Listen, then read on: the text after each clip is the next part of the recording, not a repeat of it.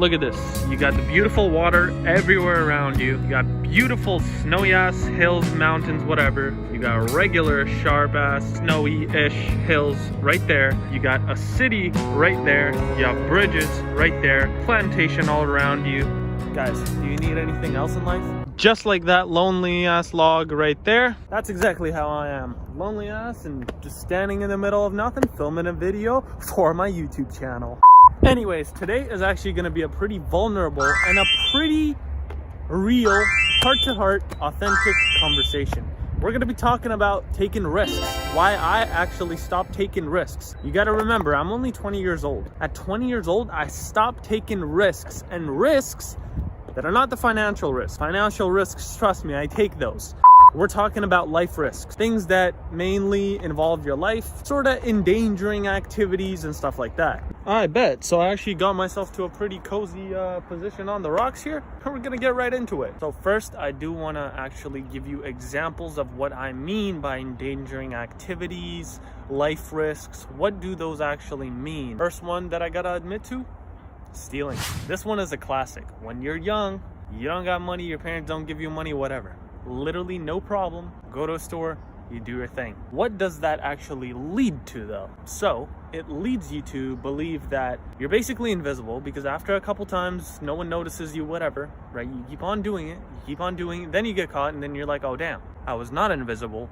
People actually saw me, or they were even watching me, prior. They already knew about me, basically. They were just waiting to catch me in that trap. I have to admit, it's probably one of the worst ones to do, just because it could actually lead to quite a bit of trouble. I know a lot of places, they're like, oh, no one actually does anything about people stealing, they just, they basically catch them and release them. They don't actually do anything to you, but either way, you don't really want that anywhere on your record or whatever. You just don't want that information to be on there, because that automatically makes you look not trustworthy. Second thing is climbing up bridges that I have written in my notes, but I mainly mean climbing up anything. Even as you'll see right now, no regular person is, sitting on these rocks on some random shady river.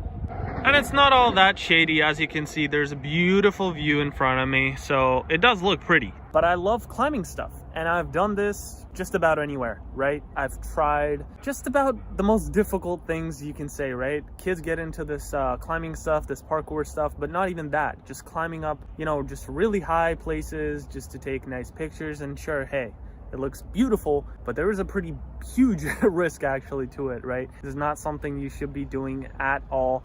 Climbing up bridges, climbing up schools. Okay, the schools one wasn't that bad, but it was still pretty dumb, I guess you could say. Climbing up random buildings, skyscrapers on the highest floor, just sort of looking at the view. What I noticed, it was definitely beautiful and it was definitely cool, but again, it kind of gets your heart pumping in a completely different way, because again, the life is on the line. Third one on the list is hanging out until 4 a.m. Matter of fact, hanging out in downtown until 4, 5, 6 a.m., right? It's absolutely having no care in the world, right? I think mainly why kids do that, and like young teens and whatnot, is because first of all, you want to seem cool. First of all, you want to fit in. And third of all, you just want to be around the right crowds. It's dangerous in a way where it's like, you don't really know what kind of homeless people or whatever weirdos are walking around, right? At 4 or 5 a.m.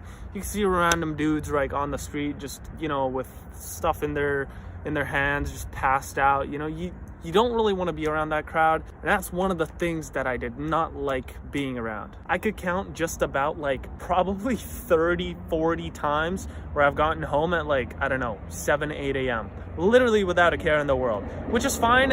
It was cool and I had a great experience, but it was just damn, I really spent all day. I haven't slept, none of that. Zero care about the body too. This one is pretty dangerous in a completely whole different way. Sorry, you gotta get rid of the flies. Fourth one will be drinking and substances, I have to say, because that's definitely one of the easier ones also for teens, young adults, kids, whatever, to get into. It's just, you get into that stuff, right? You try this one thing, oh, it feels good.